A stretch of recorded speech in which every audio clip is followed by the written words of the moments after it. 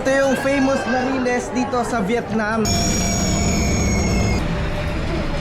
1 million ang budget namin para sa souvenir. Mabuti. Mga people, Philippine come here. First time ko makakatingin nitong egg coffee. Tignan natin kung masarap. Anong labo? Third day na namin dito sa Vietnam and kasama pa rin ang aking asawa, si Jonafe. Magpipicture muna kami, medyo gabi na kami nag-umpisa kasi nga nagpahinga kami ng buong araw. And kanina, nag-lunch na kami dito. Tapos bumalik kami ngayong gabi para picturean si Jonah dito. Kasi sobrang sikat daw nito, sabi niya sa TikTok. Ayan yung itsura niya, di ba maraming nagpipicture. So pipila kami dyan. Ayan ang outfit naming dalawa, pero pipila muna kami. Habang nakapila kami, pakita ko sa inyo yung nangyari kanina nung kumakain kami tanghali. Nandito kami ngayon sa nag-viral na tindera dito sa Vietnam ng mga souvenirs para sa mga kabayans. Mabuti! Mabuti. Buhay! You're so famous in our country. Mga people, Philippine come here for me every day. And you give discount free! And tawad. Tawad, yeah. So mamimigay daw siya ng libre. Alala, let's buy all. Okay, let's buy everything. So si Jonah na mamimili ng mga souvenirs namin na ilalagay namin sa ref. Jonah, ano masasabi mo? I like this one like. Labang cute. Yung maganda sa ref, huwag ka bibili ng Buddha, ha? Sabi ni Lloyd, wag daw bumili ng bulo. 1 million ang budget namin para sa souvenir. Alam mo naman yung 1 million, magkano naman yun? Visit. Hindi, wag na. Yung t-shirt lang, wag t-shirt. So, may napili ni po ako na approve kay boss. Charan! Ito yung sikat dito na sasakyan sa Vietnam. Nakakatuwa kasi di ba sa Pilipinas nasa likod lagi yung karo. Dito nasa harapan. Tapos sobrang daming ganito sa Vietnam. Natutuwa ka? Yes naman. Paano yung tuwa? Siyempre, kaya dahil po winter sa Dubai, ito po yung pasalubong natin sa mga ka-work natin sa tag. Ilan sila? Magkano ba to? Gusto ko malaman ko ano naman. Ano ba to? O sige, dahil di namin alam kung ano siya, 1.5. Ito po ang pangreregalo namin sa mga friend namin sa Dubai. Opo. Village nila, pagdating ko doon, Sobrang init daw talaga. ang painitan yung bato ko. Nandito kami ngayon sa nag-viral na nagtitinda ng mga souvenirs dito sa Vietnam. Kung maalala niyo si ate, siya yun. Actually nakita lang namin siya sa TikTok kasi nga naghahanap kami ng local dito na nakakapag-Tagalog. And luckily, Show me the video. ayan na siya. Bibigyan tayo ng libre. Bakit? Mamimigay siya ng pera. We're not gonna spend it. Yawit. We'll just keep it. Lugi na sa atin. Only 10. Okay. Ano ka ba? Because this is souvenir from ate. For you, ladies and you. Yeah! Thank you so much! Mga kababayan, nagbibigay siya ng pera dito. ang 10,000 is equivalent to 1 dirham. Namimigay yung viral na nagtitinda ng mga souvenir ng pera sa mga Pinoy. Thank you. Dirham At 1 is dirham ha. Dubai, UAE. Dubai money. Okay. Nagbigay kami sa kanya ng dirhams at saka ng peso in exchange kasi nagbigay siya sa amin ng pera in Vietnam. So yun, sa mga kababayan na pupunta rito sa Vietnam, hanapin niyo po si ate. Ilagay niyo lang sa map niyo yung Highlands Coffee. Ayan, tas kaharap siya nito. Katabi siya nitong coffee and tea. Ayan po yung mga landmark natin ha. Basta ilagay nyo lang sa map nyo, malolocate nyo na si ate. Ayan o, binigyan ako ni ate ng libreng cup. O, di ba? Sa akin ito. Ito binigay kay Jonah. Si Bira, iba-vlog niya daw. Ano, binigyan na ako ng ano ba? Maganda yung sa Vietnam. So yeah, okay na kami lahat. Ate, selfie ate.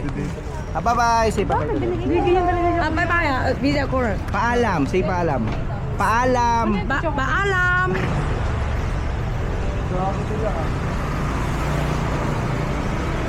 Dito naman sa famous train dito sa Vietnam, kung makikita nyo. Bale, ito yung famous na Riles dito sa Vietnam. Nandito na kami ngayon. So papakita namin sa inyo ang itsura niya. Maraming mga turista dito, hindi lang mga Vietnamese. Mostly mga puti, ganun. Pero mga Pinoy wala kami masyadong nakikita, kami pala. So mamaya makikita nyo kung ano yung itsura ng train, magbababaan daw yung mga Kumakanto yung tao sa... Ito yung nakikita nyo sa TikTok na famous train dito sa Vietnam. Nandito kami ngayon and lahat iniintay na yung pagdating ng train kasi alas 9:30 darating daw yung train. So mangyari lahat ng pagkain sa paligid mag-aal sa balutan yung mga yan. Tapos ayun, yung mga turista papanoorin nila habang dumadaan yung train.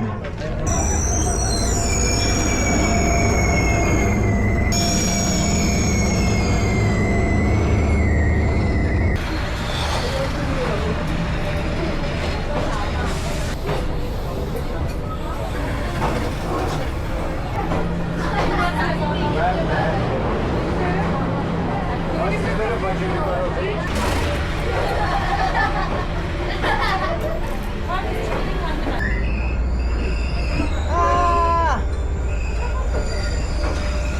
Tingnan natin kung makaka-survive yung phone. This is our last meal sa Vietnam bago kami umuwi kinabukasan. Asay sa akin ito? Ano to? Mantika?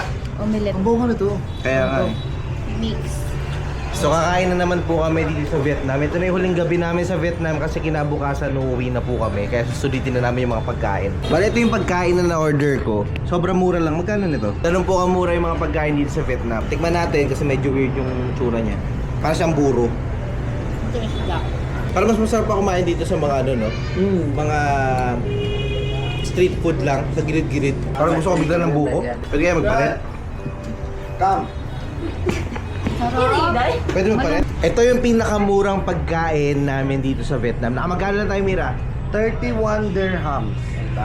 Tapos ang dami na namin nakain. 3 buko, 3 meal, tsaka isang cola. 31 dirhams lang. Happy ka naman sa pagkain. Masarap. Super sarap. Nandito kami ngayon sa Mega World and wala pa masyadong tao dito kaya dito namin napiling pumunta ngayong huling gabi namin sa Vietnam. Kung titignan nyo tong ano na to, ang presyo nito ay 3 dirhams lang, diba? Kahit tourist spot na, mura pa rin yung mga bilihin dito sa Vietnam. Wala pang masyadong tao dito sa Mega World kasi hindi pa siya parang namamarket dito sa Vietnam. Kung makikita nyo yung mga area na yon, kulay black pa kasi wala pa nagbuo pa ng mga stall. Pero dito sa side na to, medyo meron na. Pero still, para mga 4 hanggang 5 family pa lang kami na nandito sa Mega World. So kung nagbabala kayo pumunta dito sa Vietnam at gusto nyo ng peaceful na lugar pero maganda, punta kayo dito sa Mega World kasi hindi pa talaga siya na-discover masyado. Kumbaga wala pang masyado mga nag-vlog na tourist. Ako pa lang, una. Kaya konti pa lang yung mga pumupunta dito. Ayun, wala pong katao-tao dito sa Mega World, pero masaya naman siya na malungkot.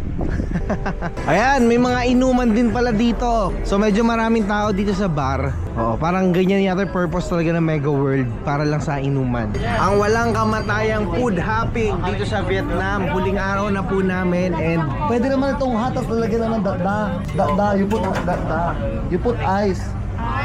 Yeah, it's hot and then put ice, no problem. oo, kain ulit kami ng kain dito sa Vietnam. Di na po kami nagsawa kumain. Mama ka sa vlog ko. Hi. Sulit po yung last day namin kasi puro kain. Nandito na kami sa may meron na may maraming sticker na coffee shop dito. Sikat daw to dito sa Vietnam. Ano gusto mo try dito? So, trinay na namin yung egg coffee. So, na-try ko na yung coconut pero gustong gusto ko talaga yung coconut. Sobrang sarap kasi eh. Pero later, itatry din namin yung egg coffee. So, 1 coconut, 1 egg coffee kay Lloyd. Para tikiman lang. So tara na sa taas, pupunta na kami sa taas na walang kamatayang hagdan. Mira, tara na. Oh, subtungin na. Kaya nga eh, walang dugyot. Meron pa ba sa taas? Wow! Ito medyo aesthetic, ito. Dito kayo. Opo, ayan na po ang mga coffee natin. Talaga parang nagkape sa bahay lang, no? Tapos yung lalagyan nila. Come on. Parang nagkape sa bahay lang. Ay! Egg Amoy coffee leche yan. plan. Leche ba kasi yung egg coffee? Amoy leche plan yung kape. Ay, wala siyang topping. Ito egg coffee. Marunong kang gumawa nito, love? Parang ang dugyot ng lugar. Kasi puro papel. So pag natapon yung kape, kinabukasan, nandun pa rin yung kape na tuyo lang. First time ko makakatikim nitong egg coffee. Tignan natin kung masarap. Tsaka kung gusto ko.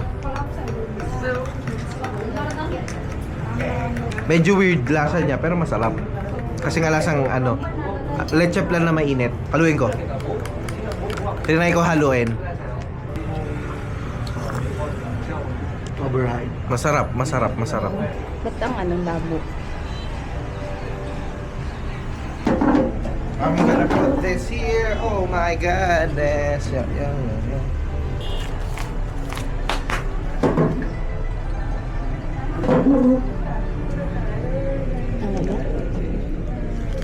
Ang sabi ko dito, follow me on Instagram, send this and I'll give you something. Instagram at Engineer Lloyd Arago. So follow niyo na ako. So ito na nga ang aming last dinner dito po sa Vietnam, dito sa Hanoi. At kami po ililipad na papuntang... Saan tayo pupunta? China. Sa China. I'm so excited. How about you? Ah, wow! Fascinating. Wow! Ito na po yung aming huling pagkain dito po sa Vietnam. Pupunta naman na po kami sa China para sa isang araw na tour namin doon.